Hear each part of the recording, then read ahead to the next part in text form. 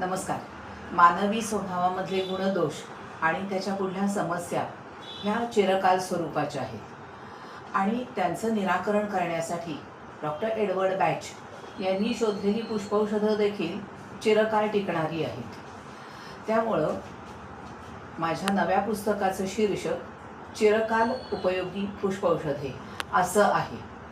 आता पुष्पौषधांचं वर्णन करताना त्यांचं आधी नाव, नंतर त्यांचं वनस्पतीचे गुणधर्म आणि मग मानवी तक्रारींबरोबर त्यांचं असणारं साम्य अशी रचना आधीच्या पुस्तकांमध्ये मी केली होती. या पुस्तकामध्ये मांडणीची धाटणी मी बदललेली आहे.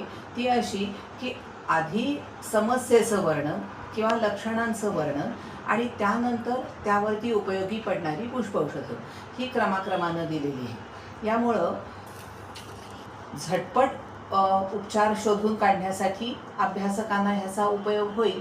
त्याचप्रमाणे सखोल अभ्यास करणाऱ्यांना देखील या पुस्तकाचा उपयोग होईल.